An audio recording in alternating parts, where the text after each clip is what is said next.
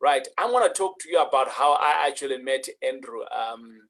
My wife, she's been doing Toastmastering for a while, and Andrew, actually, I know him from the Toastmaster circles.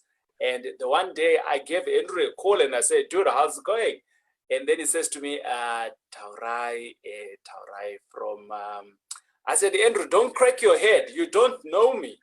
And he says, no, I think I do because your name is familiar. I said, bruh, we've been friends like for the last 2 or 3 years on Facebook, but that's all you know. But right now, let's talk about something else. We've got something else that we need to do. So Andrew, I'm not going to steal anything. I would like you to talk about, you do amazing in Toastmaster. That's number one. You do amazing things in eHub. That is like a power space that I also love, because you just bring in together entrepreneurs. And entrepreneurs, a lot of us, we fail because we just don't have that support structure. And I'm glad that potentially you're going to talk about it. But besides, as an individual, you have many other hats that you wear. And this is one of the other things I said to you, dude, how do you juggle all of these balls? And you said to me, well, because I'm not married, I certainly have me to myself. I'm like, oh, really? One day you are going to get married. Take it away, brother. Thank you very much. And good morning to you, wherever you're connecting with us from. One of the things I always want to check in with people is realizing where we are. Let's have a quick check-in of where are we as a community, a country, a continent, or at least the global scale. I love keeping things in the African continent because we are very much connected in that space. But for those that may remember, very recently, Cape Town was experiencing a drought of water. Now, was it not ironic for you to consider that a city covered in 2 oceans was experiencing a drought?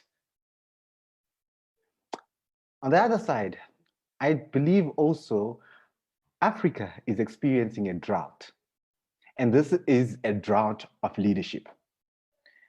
Just like Cape Town, it's not because they do not have water in Cape Town, but the right quality of water the Cape Townians needed to survive was scarce or limited. Similarly, in our African continent, I believe we are experiencing a leadership drought, not because we do not have leaders to take us forward, but the right quality of leaders we need to take us forward is scarce or limited. And it is for that reason we need to realize the importance of building the right quality of leaders in our continent. In this space, this is what we then bring in to say, how then? How do we build these leaders? Do we need more social economic leaders? Do we need more economic leaders? Do we need property leaders that are going to really revamp and re-energize or reignite the space in what we're doing? Whether as an entrepreneur, as a parent, as a spouse, whatever position you find yourself, leadership is an essential element that we cannot do without. But what is leadership without communication? A lot of us have found ourselves in spaces, accidentally or not, where you have found yourself needing to communicate. And then I always ask myself, has there ever been an opportunity or a space where you found yourself and you did not need to communicate? And when you look into that and you really delve deep into thinking about it, you will remember and realize that actually communication is not optional. The skill of communicating effectively has become an imperative, paramount need in our society, more so if you're an entrepreneur and where it comes from. Now, 2 years back, I found myself leading a team of 6 gentlemen who were all older than me from different backgrounds and ethnicities. And I asked myself, how would I then manage this? Most of them were old enough to be my grandfathers, or at least even my fathers as the youngest age. And essentially, from our African continent, we at that point in time, you've got the responsibility of showing respect.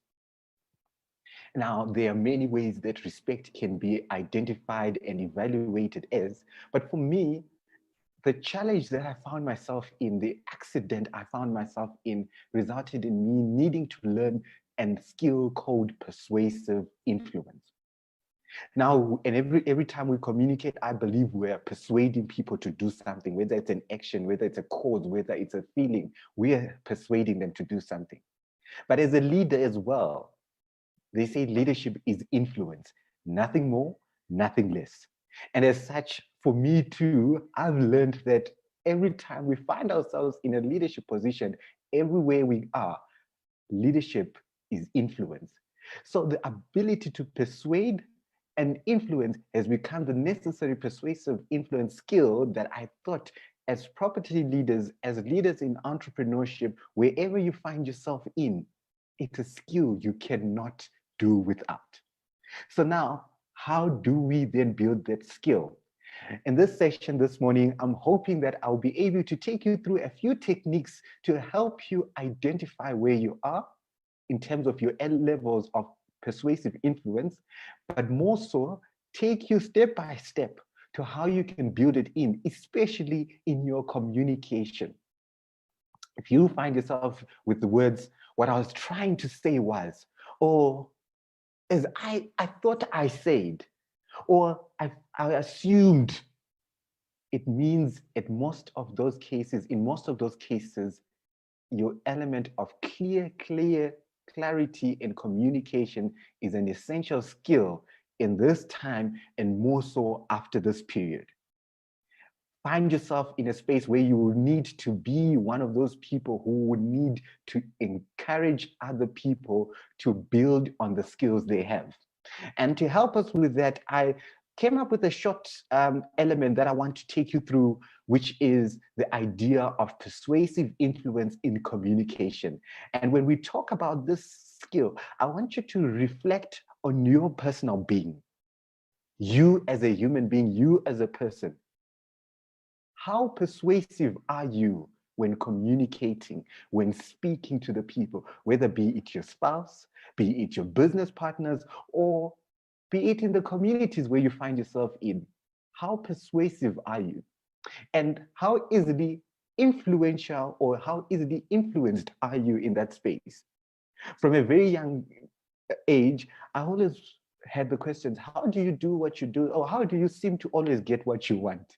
I will not give you the answer of how I manipulate people around, but one key element that I can share with you is that we've got to realize that in communication, words aren't just words.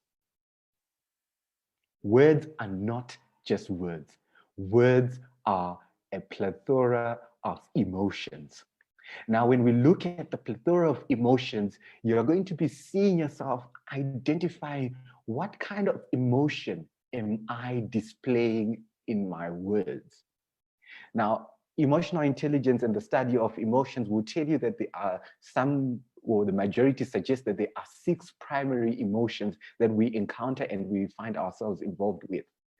But not only that, you will find that there are an array of other emotions that we then get to look into and see where exactly is what we are communicating coming from. How do you know that Andrew is angry? It may be in his tone, the way he expresses himself. It is the action. So we can tell an emotion in what you say by the way you present it. On this chart that you have in front of you, you should be able to recognize different sources of emotions. And especially when we're looking into persuasive influence, all these emotions are essential for you to grasp and understand. Now, bear in mind, effective communication is only effective when the receiver of your communication gets or understands exactly what you intended to give. It's not about just what you say or how you do it. Like, this is my way. This is how I speak, so deal with it. It doesn't work like that. If you are going to be an effective communicator, you will need to understand how it is received on the other end, because that is only when communication is effective. I have a conversation with a number of my colleagues, and I ask myself, what use is it to me if I am the only effective communicator and others aren't?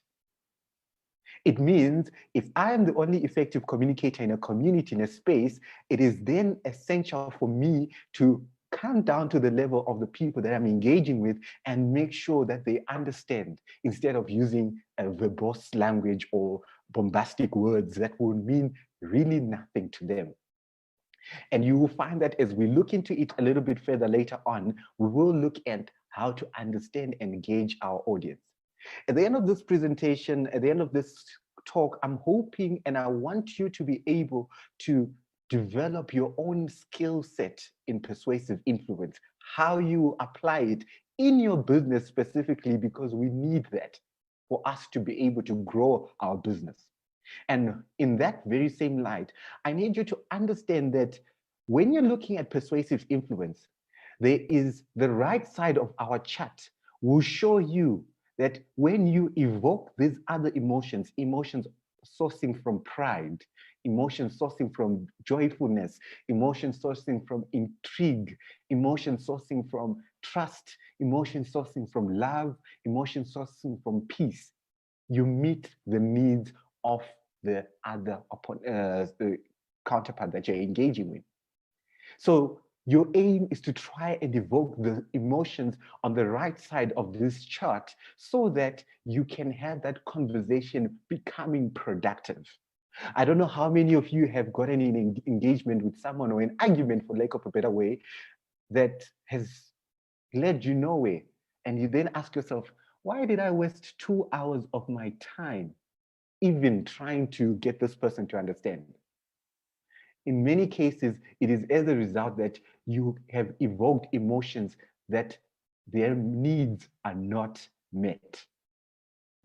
So the challenge now comes back to say, how are you meeting the needs of those that are there, that you're engaging with, especially if you're either selling something or buying something?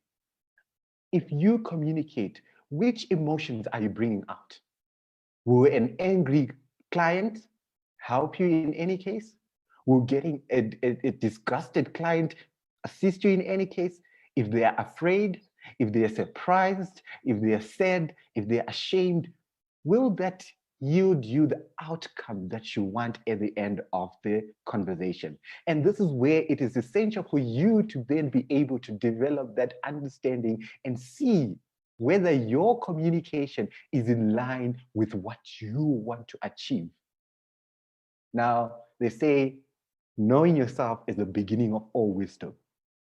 And it is essential for you to know, when you communicate, which emotion do you generally draw and build up on? In branding, we talk about how your aura generally can become your personality, your personal brand, because of how people perceive you. Are you that guy who walks into a room and all lights, camera, and action are on that person, or the party really starts when you come in? Or are you the death of the party? Or are you that person where the cat is away, the mice do play? Or are you that person who brings in the voice of reason? What emotions do you evoke every time you have to encounter and engage with the people around you? Now, especially for those that are finding themselves in the sales arena where they either sell or buy and so forth, as you look into it, it is essential for me to then remind you that for you to get that sale, you need to meet the needs of your client or your buyer. And for them to be an effective buyer, they need to evoke senses of pride, joy, intrigue, trust, love, and peace in that same environment. You've got to avoid any senses of anger, disgust, afraid, fear, or surprise, that is where you get get someone off guard, or sad loss in some cases, or shame. You want to avoid them feeling that way simply because of the impact you will have when you take them forward. So think about it. Which emotions do you really evoke in many cases? How are you perceived out there? Yes, in this case, perception is reality. And some of these emotions come with the words that we say. For the married men or those that are in relationships, I know you've been struggling to understand the context of I'm fine, I'm okay, whatever, from your female counterpart. Or wherever it's guys, it's okay. And you want to unpack that emotion from the lady side. You want to unpack the emotion that the gentleman that you are involved with is feeling, but yet it is tough. It is that understanding of those that really helps you with your effective communication, especially from a client buyer perspective. But it doesn't end there. It is essential for us now to take it further to say, yes, words are not just words, they carry something. But it is also then essential for us to understand the element of what we call intention. Now, in communication, intention is something that is key and prevalent as well in making sure that you have a persuasive influence outcome. A persuasive influence outcome will ensure you get the exact element of what it is that you want at the end of the day. So what is it that you want to achieve out of this conversation? Or at least in you being a part of this conversation, this call, what is it that you really want to achieve? Where you don't know what you aim for, you can aim for anything and anything can come to you. But if you're intentional, if you are direct and you follow through the course, you will get to your destination.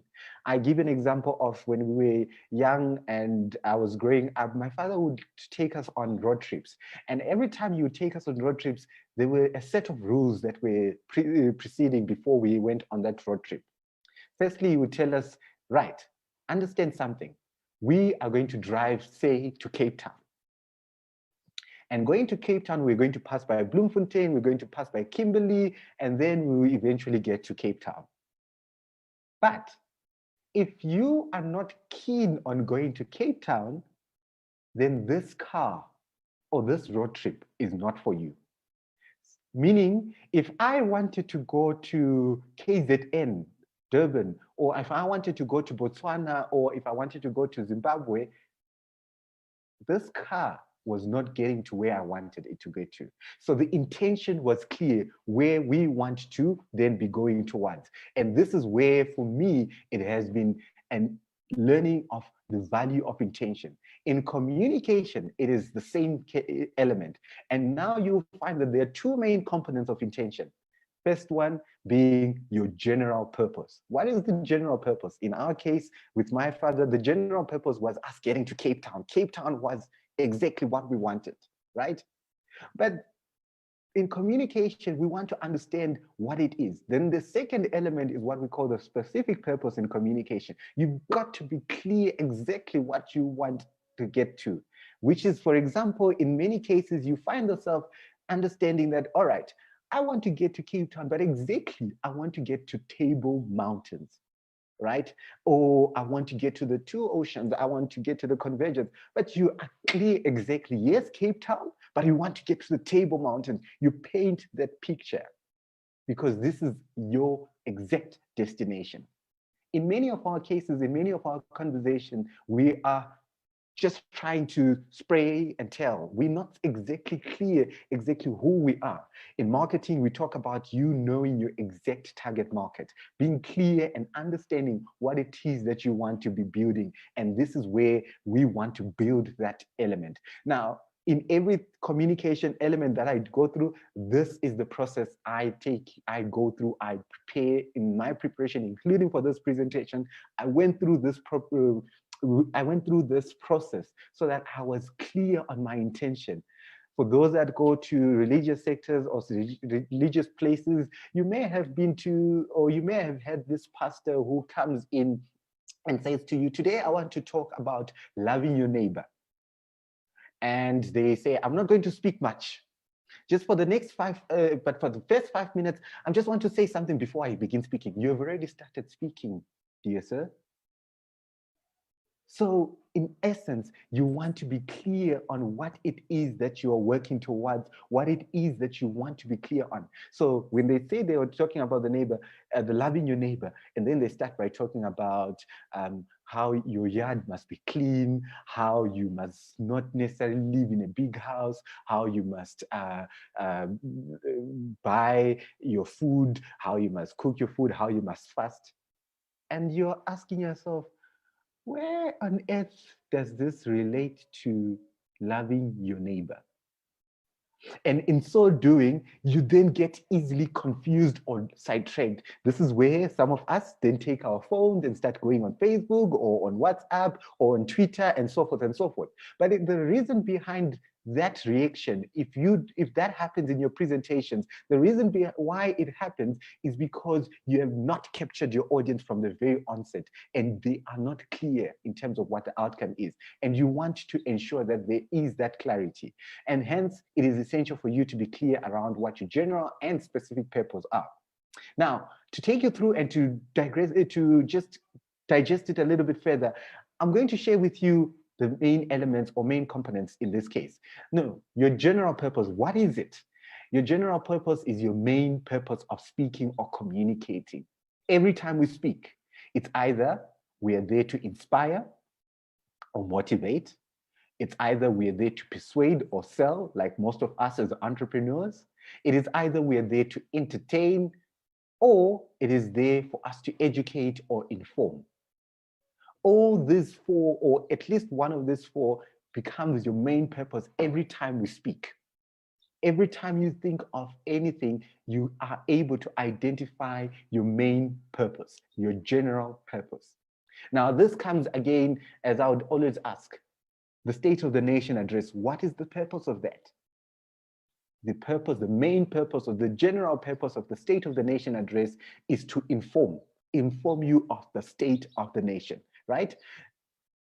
Trevor Noah, every time he speaks, every time he does his comedy, his main purpose is one, it's to entertain, right? Similarly, every time you as a salesperson find yourself with a client, your main purpose is one, it is to persuade, it is to sell, right?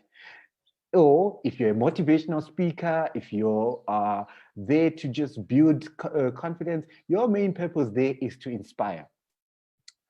Bear in mind, this is exactly what you want to be clear on. So you've got to understand what is the main purpose of your presentation? What is the main purpose of you communicating? If you're going to be sitting with me as a client, what is your main purpose? Are you going to inform me about the new opportunities that are available in the property world? Are you going to be entertaining me about the shenanigans that happen in the closing of a deal between a client and a buyer? Are you going to be persuading me to sell my property or to buy your property? Are you going to be inspiring me to start my journey in property? So you've got to be clear around what your purpose or your general purpose is. Bear in mind, you don't have two main purposes. You've got just one. So it's either you're inspiring, it's either you're persuading, it's either you're entertaining, or you're informing. It does not necessarily mean that you don't have any other element in it, but the majority of your presentation has the outcome. The outcome is you're going to persuade, inspire, entertain, or motivate. Taking you back to my father's example, our main purpose is we get to Cape Town. How we do it, which route we take, we could find ourselves via Kimberley, we could find ourselves via KZN, we could find ourselves using another route. But the fact is, or the main element is, we are getting to Cape Town. And this is where it gets interesting. Because now, yes, we want to get to Cape Town. Remember, we spoke about the specific purpose, your specific purpose in communication. And your specific purpose is something that is clear. Think of it like a headline. When you see a headline that is clear, that is attractive enough for you to want to listen to engage in, how do you then build into it? This is where you ask yourself, what do I want my audience as a presenter? What do you want your audience to do, feel, say, or see after listening to your presentation or after listening to your speech or your communication? What do you want them to do, right? Do you want them to move mountains? Do you want them to start their property journey? Do you want them to buy your property? Do you want them to sell your property? Do you want them to laugh after listening to you? That understanding, if you are able to build this in, you are likely to be able to reach your goal with intention. And this is stage one or stage two. We've talked about stage one, which is understanding your emotions, and your emotions saying you understand that words are not just words. They are containers of emotions, right? And then the step two is understanding the intention that you want to bring out there. And for me, I always remind people to remember that in your intention, you are simply building the crux of what essential elements are in your communication. Remember, communication skills are not optional. And the single biggest problem with communication is the illusion that it has taken place. You think you have said something, but it's not exactly what you meant to say, or at least we got the wrong end of it. So you want to be that person who we don't always get from. I don't know why people don't understand me. I don't understand why people don't get me. Yeah, it's time for us to work on our communication if we share those sentiments. So look into this, the element of intention, and understand what it is and how it builds an impact into your presentation. Now, that's just not all. The third element, which is possibly one of the most prevalent and paramount elements in any case, is knowing your audience. Now, when we talk about knowing your audience, we really bring in the element of understanding who you are engaging with, their background, their ethnicity, their understanding, their level of intelligence, all those things, the gender, and so forth. I give an example that you'll find that in stores, in high-end stores, they will tell you that, or what will happen if you have an argument if there's an argument, if a client is unhappy and it's a male client, most of the times a male client will be met with a female client, because there is understanding of that audience. There is some understanding of how those two will balance out each other. If you have a female client who's going to be met by a female representative, say agent, chances are some fireworks might just happen. Or a male client with a male representative, chances are they might break out into fists. And this is what you want to avoid and to work around. And this is essential in understanding your audience. But in this case, I want us to look into, as an entrepreneur, when you go and present your sale, do you know your audience? And how can you if you don't? So let's talk about the audience level of knowledge. If the audience is at a higher level of knowledge, and you are selling something to them, or you're persuading them to do something, remember, maintain your level. They say public speaking or communication is second to death in terms of the highest rates of fear. Now, you don't want to add an extra complexity to it simply by trying to get to their level of intelligence and using the big bombastic verbose words that you will not understand. They may, but then they may have questions. So to try and avoid yourself tripping yourself or hanging yourself with a rope that you didn't necessarily have to buy, maintain your level of intelligence or understanding or competence. It is essential in communication to arouse that level of confidence. When you know something, you become more confident, and this is where it comes and makes an impact. If your audience is at a lower knowledge level, please come down to their level. If your if the audience is at a lower level than you, if you have that PhD, that high-end quality learning and skills and so forth, please come down to their level and help them understand. I can't go to my grade 1 niece or nephew and start telling them about the understanding of big words that they don't get at any point. Similarly, if I'm new in the property space, please don't come with, don't come and say to me bonds and so forth and so forth. I have no clue what that is. So you've got to make sure that you break it down as simple as possible. Remember, communication is only effective when the receiver understands exactly what you intended them to have. So you've got to then think in the mind of, how would he or she get it? And this is where sometimes we need to come and use examples or techniques that may not be really relevant to what it is, but you're helping understanding. And where there is understanding, there is progress. So you want to build that element. So come down to their level if they're at a lower level than where you are. Let's assume that you're unsure of them before you present to them, before you do your sell, you're unsure of your audience level. If you are unsure of your audience level, please find a way to have coffee to engage with in a chat with them before.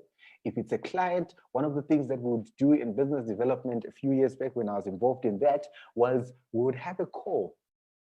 When we set up the meeting for whatever engagement we're going to have, we would have a call. And in that call, I would just check in. All right, so how many years have you been involved in this?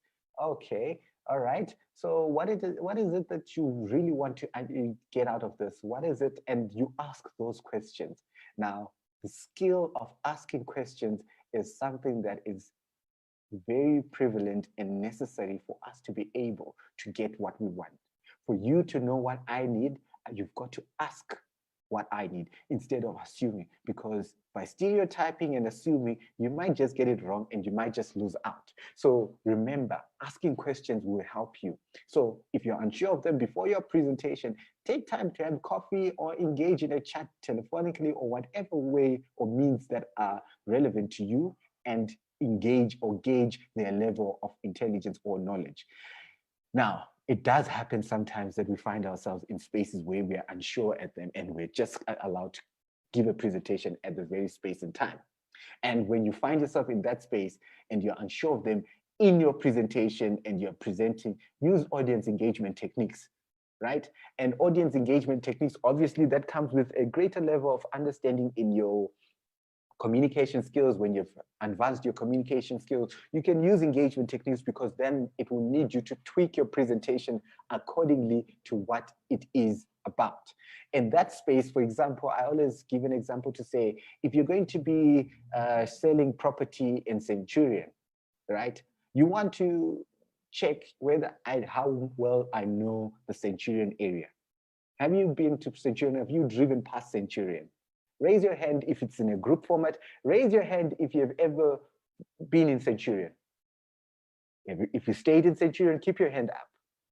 Or if you've got a relative in Centurion, that way you are able to gauge who knows how much about Centurion before you start telling them that, guess what, Centurion is the space between Midrand and Pretoria. It is a big area. It's got this many parts and so forth and so forth. And then by so doing, telling me who stays there, I then eventually find myself losing the interest, because you're telling me something that I already know, and you're almost teaching me 1 + 1 is 2. Say 2. 1 + 1, say 2. And then you don't want to be found in that space. And hence it is essential for us to look into how well you understand your audience and learn them. But that's not just it. This is just one element of understanding your audience. So just be careful of the knowledge level or skill level of your audience so that you will be able to take it forward. It doesn't end there. It's now you know their level of knowledge. Let's talk about approaching them. And when you approach them, sometimes you've got an audience that is agreeable. You know, you've met an audience where everything they say, you're right. Yes. Yes, sir. Yes, ma'am. Yes. Yes. Yes. Yes. They never. Well, that audience frustrates me. They frustrate me sometimes because I never know where I stand. So in that case, you've got such an audience and you've got to be clear on what kind of an audience you've got. And this is where we want to understand. You also find yourself with an apathetic audience. An apathetic audience is one that just not really interested. Yeah, nah. They're just showing and sharing apathy with you. And you've got to then also be careful and be sensitive about how you approach it in that sense. You then also find yourself a hostile audience. This is sometimes you find yourself with a person who just is not interested. They've been forced to. I'm in corporate training, and in corporate training, sometimes you find that you go to a corporate, and in that corporate, these people have been forced to attend training. And most of the times it's either emotional intelligence or they've been forced to attend conflict resolution. And when they come in, they don't want to, they've been forced. They've been told your job is on the line if you don't attend this. And so they don't want to really participate. And one of the things that you then realize is you've got to approach that audience differently with a little bit of some influence in intellect. You've got to be clever about how you approach them. Otherwise, you lose them. Now, most of the trainings are 3 days to 5 days, some are 2 days. You can't afford to go to the tea break with an audience that is not interested in listening to you. So you've got to look around that. Then you do get, and I think in many cases, you do have an uninformed audience. An uninformed audience also needs you to treat it with a bit of some sensitivity. No one as an adult wants to be told that they don't know. They don't want to be reminded that you don't know. And remember, there is that element of understanding levels of competence or knowledge. There is unconscious incompetence, there is conscious incompetence, there's conscious competence, then there's unconscious incompetence. All those levels of understanding where the audience is. Sometimes people don't know what they don't know. Some people know what they don't know. So you've got to then also be able to dissect that to say, all right, this time I'm dealing with an audience that may not necessarily know what they don't know. So how do you approach them? How do you deal with them? And the short form of this, obviously, if I were to, this is something that I can speak about for days to come. We can have our own 5-day conference about this. But the short form of it is you also then sometimes have a varied audience, an audience mixed with everyone. Now, if you've got an audience mixed with everyone, you've got to also understand that they've got they agree to some part, they don't agree to some part, they can be hostile, or there's things that they don't know. It's in there. It's a mixture of everything. So you've got to understand how you approach your audience. And in so doing, with an agreeable audience, you want to reinforce elements. And reinforcement could be, all right, how do you feel about this? And make them talk more. In sales, in persuasion, you don't want to do most of the talking. You want them to talk more so that you can gauge and clearly understand their need. By so doing, they'll tell you why they probably need a house or a home. Is it because they're going through something that needs them to separate? Is it because they want to surprise their wife? Is it because they want a bigger yard? Is it because they are not happy with the environment? Is it what exactly? And how you get to know about it is by allowing for reinforcement with whatever. So you bring them to speak more and you simply reinforce what they say. And this is another element. With an apathetic audience, you want to convince them that it is worth listening to. You want to make sure that they are interested in what you have to share and what you bring through to light. And this is one element that you want to look around. With an hostile audience, you want to highlight the merits. Now, be careful in highlighting your merits that you are putting them in the spotlight as people who don't know what they're talking about. That can be dangerous. That can be very, very, very, very dangerous because you can lose them totally. You want to just highlight the merits. I hear what you're saying, but have you considered that if we approach it this way, you might benefit from that, or you might find yourself in this space? Because you want to slowly transition them from hostility to apathy to being an agreeable audience. So look around how you then look into that space in terms of how you build that element of highlighting the merits, engaging in a hostile audience, and making them getting to a point where you are on the same wavelength. There is an uninformed audience. An uninformed audience, the very beautiful big thing that we can do, and in anything that we do, it is to educate, it is to inform, it is to re-inform or share and spread the knowledge. It is essential for us to build that skill of sharing the knowledge because it is what makes us work. And then if you've got a varied audience, you want to balance all the above. So in all this, you are looking at your ability to just understand and look into how do we build in everything that we're looking into, and then you've got your audience. Now, remember earlier I shared with you that it is essential for you to understand that words are not just words, they are containers of emotion. It is also essential for you to remember that in that with your containers of emotion, you've got to then have an intention. And once you've got an intention, you understand exactly what it is your general purpose or your specific purpose. What is the outcome you want to achieve out of that conversation, out of that presentation, out of that speech, out of whatever you communicate? What is the intention that you want to build in? And once you get that clear, you then also get to know and learn your audience. And once in learning and knowing your audience, you then know how to approach them. But approach comes with your structure. And this morning, in my last bit, I think I would love to share with you a framework that I use, that I've seen that has worked, especially in persuading, in persuasive influence and building influence as a leader, as a team leader, or in your transactions, in whether it's a sell or it's a buying. In any case, I hope this will help you in this framework.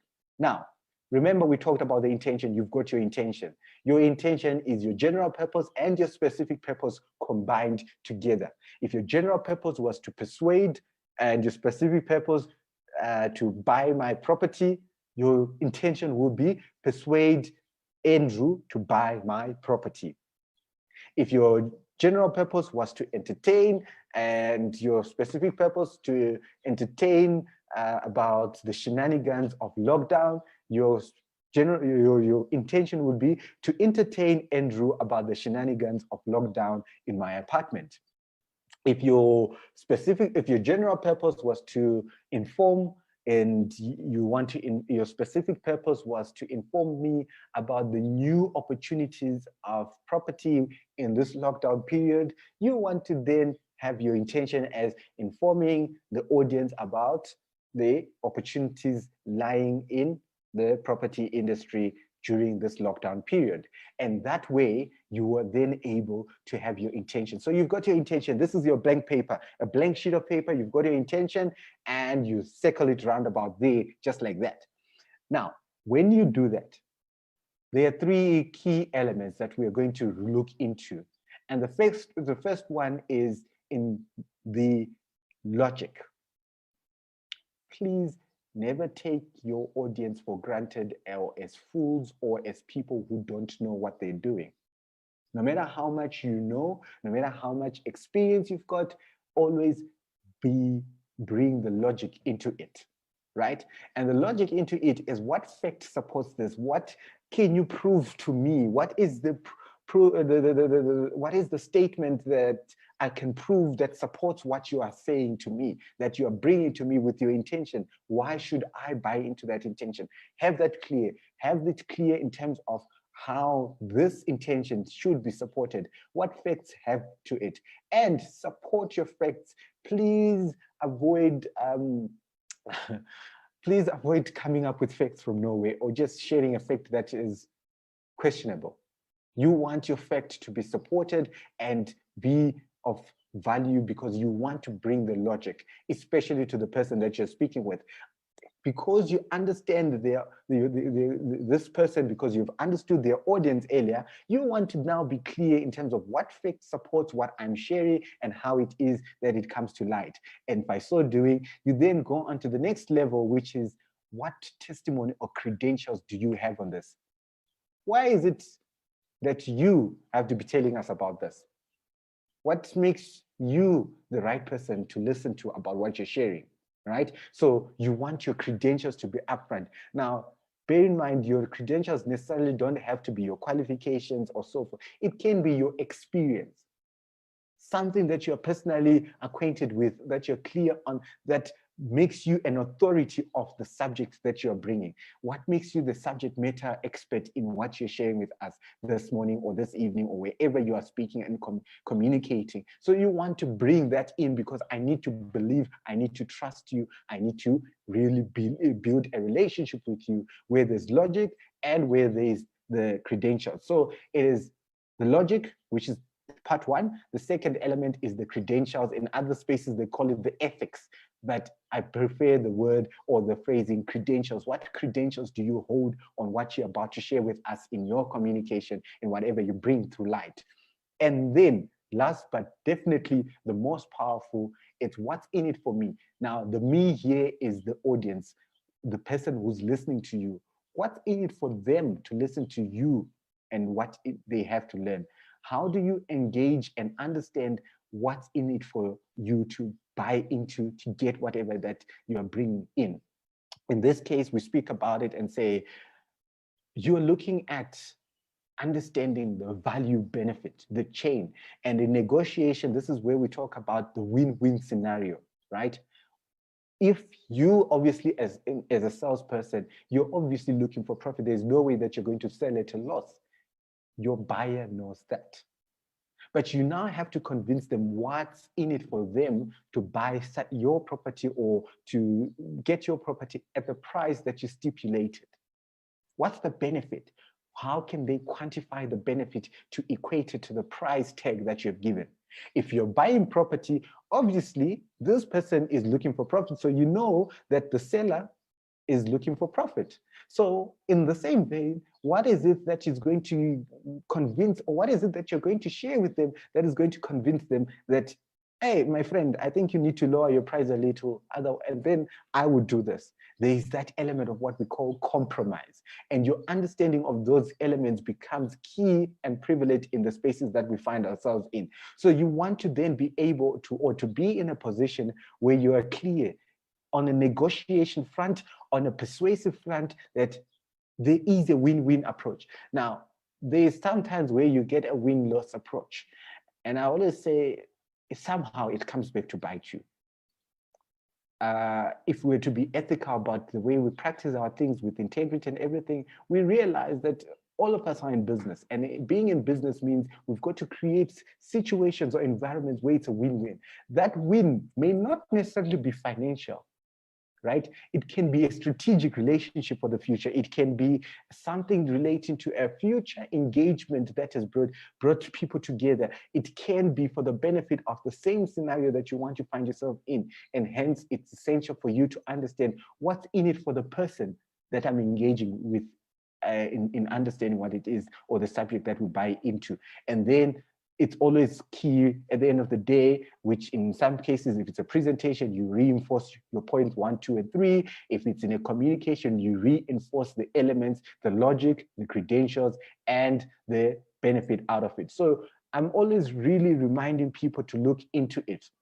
A quick example for this would be, if I want to persuade, my general purpose is to persuade. Take note, one word, general purpose, one word, persuade. And I want to persuade, my specific purpose is for everyone listening to this to wear a pair of glasses or to start wearing a pair of glasses. Now, I've done my study on my audience, and my audience are people who are feeling inferior, who are always feeling that there's someone who's better than them, and hence I want to convince them to buy a pair of glasses. Now, why? What fact supports this?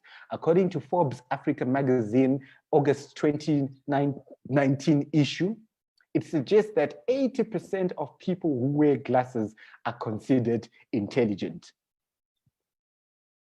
I also read from Business Day, it published several articles, the latest one being the January article, which showed that most successful salespeople are people who wear formal attire and wear glasses.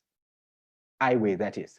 And that is the fact. Now, remember, my fact has been supported by Business Day, a reputable source, and also Forbes Africa.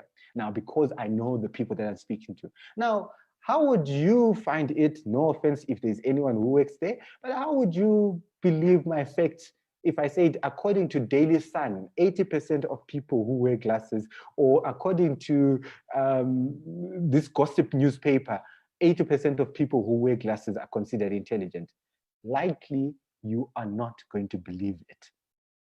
So I lose I lose two things already. I lose the fact, I lose the credentials on the very same element. So you've got to be careful along those lines. So now I've given you the fact. Why are the facts around that? I'm also going to give you my credentials. And I've come to think of it. In my family, two of my brothers who wear glasses, one is a doctor, one is a chartered accountant. Yeah, me and my younger brother, we leave so much to be desired because we don't wear glasses. It makes sense. Even in school, in tertiary education or in school, the top 10, always everyone who was in the top 10, they were considered nerds, they wore glasses, they were never in the bottom 10.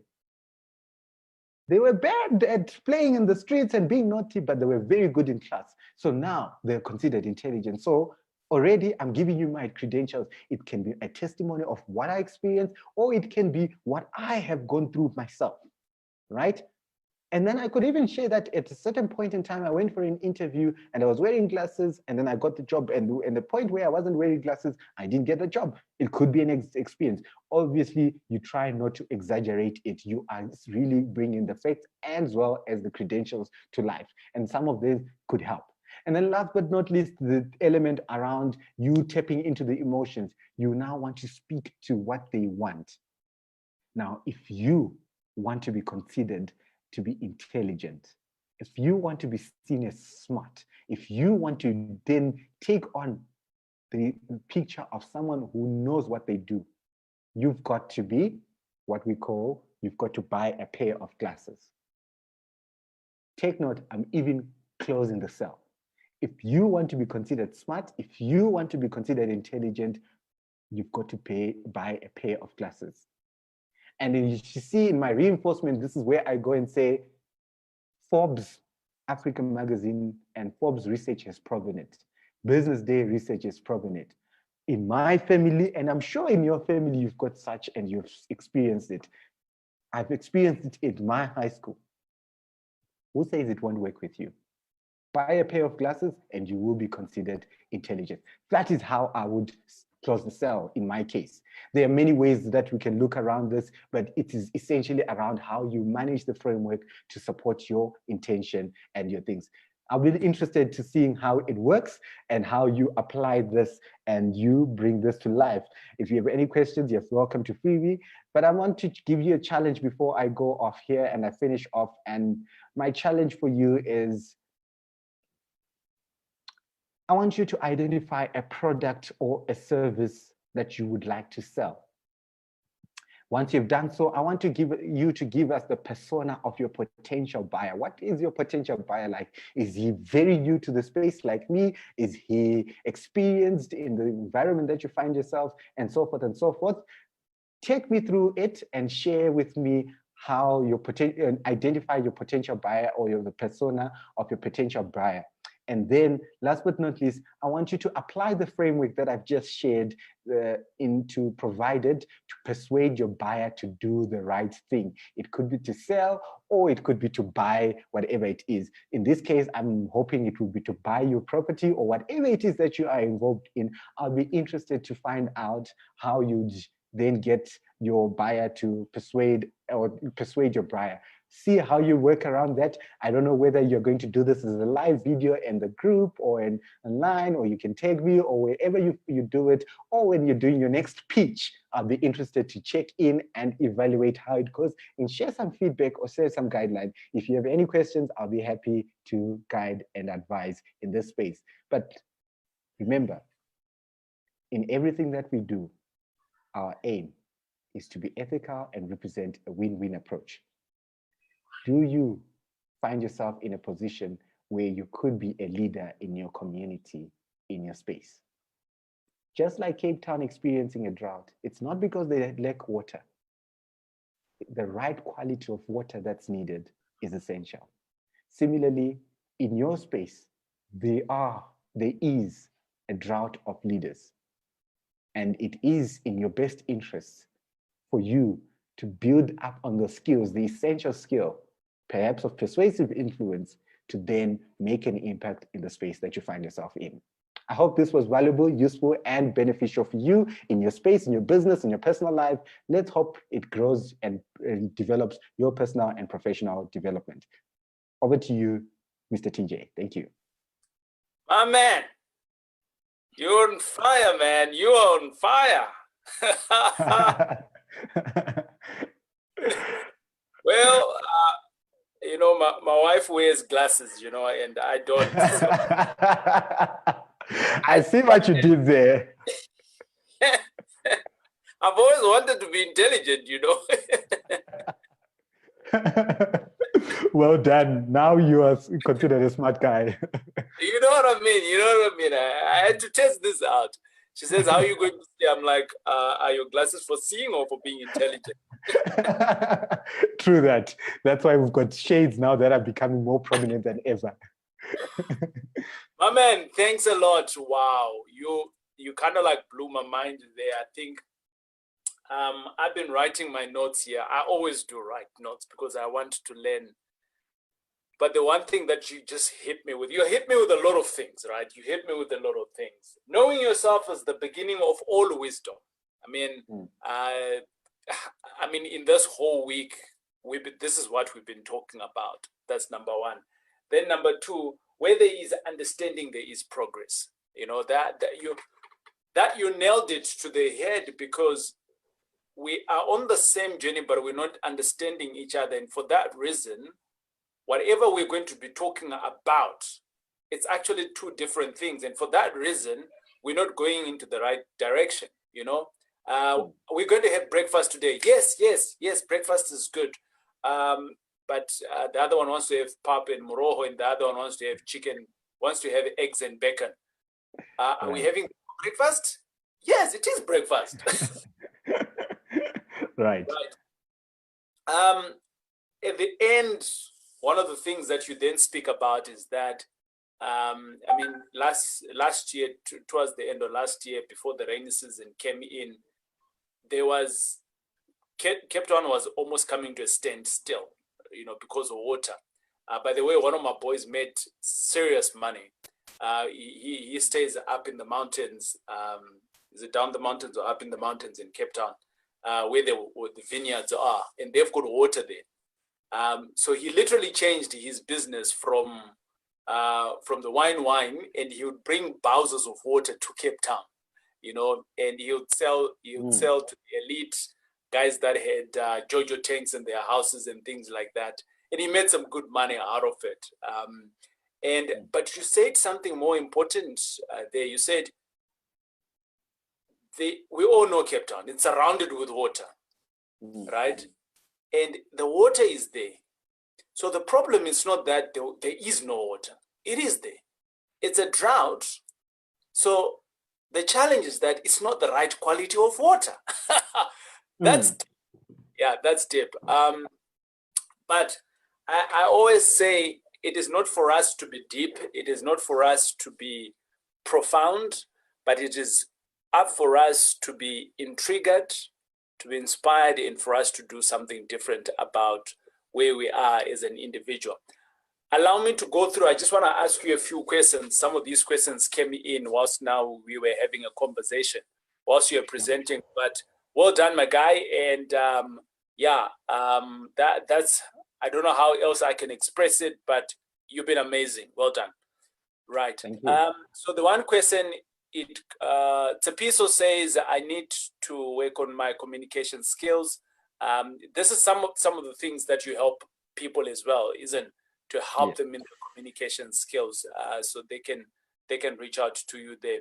Sebosiso Tila says, how do you overcome the fear of being intimidated by your audience because they are at a higher level, which creates a sense of higher expectation from you as a presenter? And I actually want to put a disclaimer. Sbu, I used to be in that space. There was a point when I do property talks from time to time. And the first time, or I think maybe the first 5 times that I was invited, I didn't feel like I knew it all because I'd just been in business for about a year and a half. And I felt like if I go and present to these people, they are going to judge me because they all know that I haven't been in business for a very long time. But I forgot the fact that for them to actually invite me, they've seen something. And that's the something that I need to put onto the table. What is it, right? And I needed to define what is me, what is my story. And my story is very unique. Nobody can copy it. Nobody was given birth and thrown, deserted somewhere else, and they grew up to be me. No, there is no story like that one. That's me. That's who I am. And there is no one out there who then went on to lost in the same story 5 million rand and came back again and started building. That's my story. That's what I can go and tell the people. And I realized that the moment I started knowing me, I was actually very comfortable to go and talk in any audience. But this was my epiphany. And I don't know whether there is Andrew, you are the guru in this, Professor Andrew.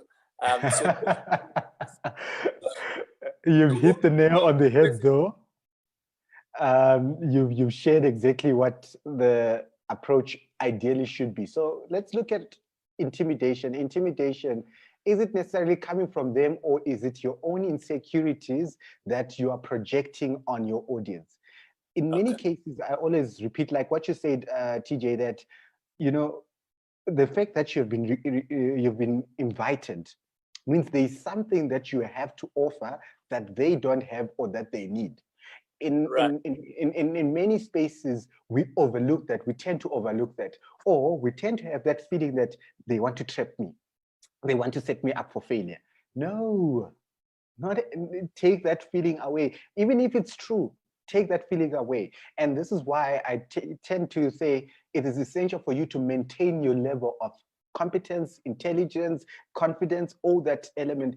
Maintain your level, because no one can strip you off that level, because this is who you are, where you are set to be. And now, like you say, sharing your own story, your own experience, no one can discount you on that, right? And a lot of times what we then want to do, because we are having a more intellectual audience than us, we want to go and research from higher sources. And when you research from higher sources, you want to tell TJ's story. TJ will then come and say to you, no, that's actually not how it happened. And to avoid that, it is essential for you to now come back to your level, tap in within the intelligence, the scope of whatever that you have within yourself, and trust that it is sufficient enough.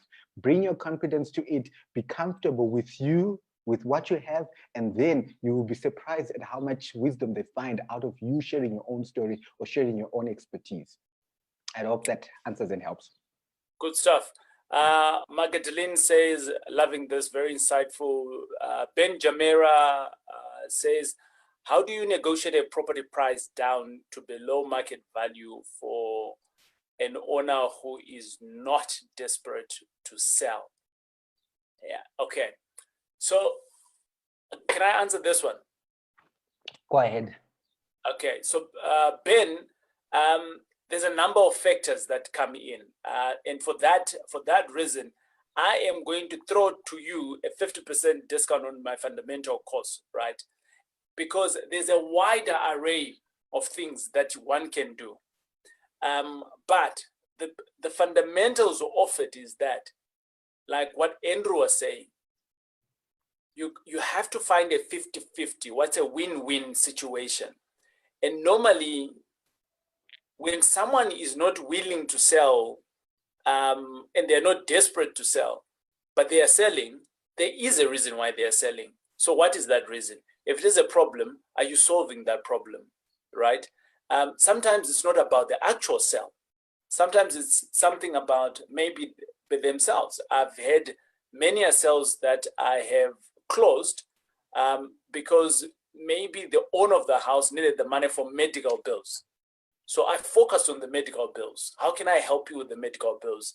You need the medical bills today, right, to pay off that for an operation or whatever the case is.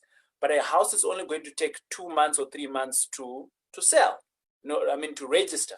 So for that reason, can I advance some money for you? Okay, fine. If I advance money to you now, 100,000, can I reduce now on my buying price? So you are solving the problem whilst you're also getting your way in. And there's many ways. There's actually no one single way of doing it. But the moment you start doing it every day, then these skills starts coming up. It's like being a presenter. The more you present, the more you get comfortable in your skin, right? But if you're presenting once in 5 years, you're always going to be scared. That's what it's all about. But the bottom line is, each presenter, before they talk, hey, for the last 5 days, each time I've been coming on my PC right now to present to you, I've had butterflies all the time. Nay, Andrew, does this happen to you as well? It does, and it's natural, and I actually recommend that. It shows that you respect your audience that much. So I think it's key. I think just to add on to what you shared earlier, I think you gave great advice. My highlight in that, in any case, whenever you're finding yourself in a negotiation space, I always try and say, don't be that person who wants to negotiate a house with a chappies, for example, for lack of a better example. A chappies is a small chewing gum that you find that costs less than 50 cents rand, 50 rand cents. You've got to find what is it exactly that the person is in need of, that you can support, that you can do an exchange with. In many cases, it can be even, I even laugh sometimes that it can be just a conversation, a coaching session, someone, it can be ideas, right? Someone who just gives them ideas or something, a value service that you can add on that to match the price. It doesn't have to necessarily be financial. So if you bundle it all together, you are likely to be able to then reach your compromise, your point of compromise together. Right, good. Good feedback. Katleko, we are a little bit 2 minutes to closing time, but allow me to give you like 5 minutes whilst we go through the questions, please. So I apologize there in advance. Right, Katleko says, wow, mind-blowing. How do you deal with individuals within an audience that intentionally want to discredit what you are communicating or presenting? How do you put them in their place? The control of your presentation. I would say that's the wrong thing actually to do. Never put anyone in their place. Right. But I understand where she's coming from, and I will give some advice, and it's twofold. The first thing is, remember your purpose. What is your purpose in your presentation? Once you're clear on your intention and what you want to achieve, you might find that you are now almost going to feed the trolls instead of feeding the people that you need to be feeding. So be careful what you're feeding or who you're feeding. In the audience, if you've got 1 or 2 people who know it all, have been there, won the t-shirt and so forth, somehow find a way to focus more on the energy of others. Remember, if you focus on them and you try and battle with them, it's like arguing with a fool. You won't win. I give an example of usually when you, a petty example to say, if you're going to go into a space where there are pigs, and you go in and like, pigs, today I'm going to bath you and wash you so that you can be all clean. If you think they are going to buy into all that, I don't know who's the fool, right? So you've got to take the leader of those pigs, go and bath them, and make sure that when they come back, they see the benefit of bathing. Now, in the same case, in a presentation, what you want to consider doing is to then, all right, I hear your point, John, because sometimes they can be interrupting every point. So I hear your point, John. Have you considered this? I hear your point, John. How would it work? So you end up kind of asking them questions which would give them the rope to hang themselves in the case if you want to put them in their place. But it's not necessarily essential or maybe worth your time to try and put them in their place in that case. But if I don't know, if need be, You want to just give them the rope to hang themselves, kill them with kindness.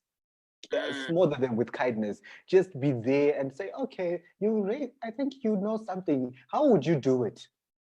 Oh, Right. okay. At a later stage, you will find that you might get to a point where they trip and like, I don't know. I'm not sure how we would get from there. And they're like, yeah, that's why we need to take my approach, because with my approach, this might happen A, B, C, D way. So you want to just play along those lines and see how it works. I am reminded, Andrew, of about 15 years ago or so, or I think maybe slightly longer. I used to present Microsoft products for the big consulting houses in accounting, and they would say that whatever level that you come in at, whether you're a director or whether whatnot, but you need to go through all of these Microsoft products. So I was the lead trainer for that. The one day, this particular individual felt like I was not adding value and I didn't know my products. And I've been training this company now for about 2 to 3 years. And this guy literally assassinated me and then tried to get the people during tea time to go against me, to say that I'm not incompetent to teach them. And the one lady came through to me and says, this is what's happening, and she's not comfortable. And when the guy became vocal after lunch, and I asked him, what would you like to do? And he says, no, he'd like to go home because this is no value. And I said, okay, great, but you need to fill in the form to state the same thing. And he signed the form and then he left. This was in a class of about 18 people. At the end of the day, the 18 people all signed in the form, their reviews on me as the trainer and then the content, and they said they got great value. Now, as a service provider, I have 18 reviews that are saying, hey, kudos. And I have one person who is saying, no, this guy didn't know what he's doing, right? Clearly, I was in the right there, right? Right. And so did the other people. And it could have just been that person for that day was having a bad day. So sometimes it's not really about you when people then start attacking you, like in a presentation format like that. It could be about them, because we are all in different journeys of lives, and maybe at that particular time, something could be brewing there that we are not aware of. And then they bring those to the class. Does over-convincing translate to desperation for people who are not easily convinced? I don't know what over-convincing is, because once someone is convinced. But I think in the context of sales, this is where you go over. Someone has told you, I want to buy, and you're like, do you also know about this product? And do you also yes, it then comes out as possibly someone being desperate, and you want to avoid that, because then the other side, if they're clever, they will use that against you and get a better solution for themselves. Look, Henry, if you're buying a suit in my shop, right, it makes logic sense that you need to have a tie. And you need to have a shirt as well, you know? Right. But I suppose That's it needs to balance off, right? I think so there is that wouldn't be what I consider as over convincing, right? Here now you're selling complementary goods, you're adding on, giving add-ons, right? It's like, I'm buying a house, okay, where are you going to sleep in that house? Oh, you need a bed. Okay, I've got a furniture, whatever. You are adding value, right? Sure. Instead of that person going to go and find a shirt wherever in your shop, go to Markham's or any other store to find a shirt, you say it's an all-in-one in one place. You get it in there, and we will give you a shirt that matches, because we know what works for you and what could work around for you. So it's almost like value adding, and all you're simply doing is, instead of you going to travel to another mall or going into another shop and so forth, why don't you just get everything here in one place? So I wouldn't consider that over convincing. It's just giving add-ons additional value. Good stuff. Right, a couple of comments, good comments. Tapiso, high five. I need this. Thanks, Andrew. Very insightful. profound. This will be useful in my personal life and workplace. That's Tule. And Lerato says, wow, this was so relevant. And the framework was simply and systematic. Thank you. Who's this one now? Magdalena, I think it's always good to focus on your strengths from a place of abundance. Great. Magdalena says, what if they ask you something that you do not know? The correct answer to, or you do not want to lie or speculate. So you're presenting or whatever, and they ask you something they don't know. And this is actually very, very common. I'm always looking for investors, so I go in the front, and this is bringing it in the context of what we do every day. And I go out there and I present a deal. Someone asks me a question that I don't know about my deal. What should be my response there? So your response should be honest, so you don't know, right? However, don't let it end at you don't know. Right. Show initiative. I don't know, but I'll make sure that I'll get back to you in 12 hours, in 24 hours, in 48 hours to give you a concrete answer. My suspicion is A, B, C, D. If you can give a wise suspicion or a wise thought around it. So I think it could be, but let me give you a concrete response at a certain point in time. You don't want to leave it at I don't know, and then what? Yeah. I will find out. It's essential for you to just be clear in that space. Right. I think that's all the questions that we've got. Andrew, it's been amazing. Thanks a lot on this. I am glad that we have had this conversation, and you've added some value, brother. Thanks a lot.